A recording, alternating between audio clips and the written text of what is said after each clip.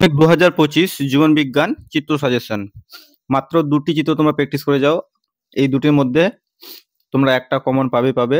শুধু চিত্র প্র্যাকটিস করলে হবে না, চিত্র আঁকার পর যে বিভিন্ন অংশগুলো চিহ্নিত করতে হয় নামগুলো, এগুলো কিন্তু তোমাদের প্র্যাকটিস করতে হবে।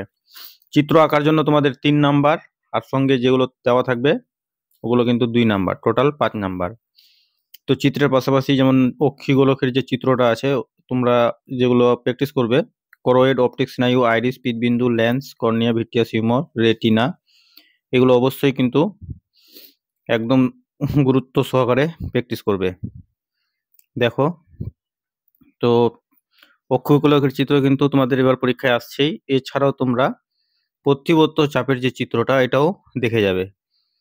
আর যেগুলো তোমরা চিহ্নিত করবে, গ্রাহক, সংজ্ঞাবাহ স্নায়ু, স্নায়ুকেন্দ্র, চেস্টীয় স্নায়ু, কারক, সহযোগী নিউরন, অন্তর্বাহী নিউরন, বহির্বাহী নিউরন, এগুলো কিন্তু অবশ্যই প্র্যাকটিস করবে।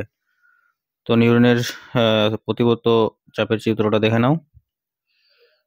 তো তোমরা এই দুটি চিত্র প্র্যাকটিস করো, এই দুটির মধ্যে একটা তোমরা কমন পাচ্ছ। তো আজকের আলোচনা ছিল এই পর্যন্তই। ধন্যবাদ।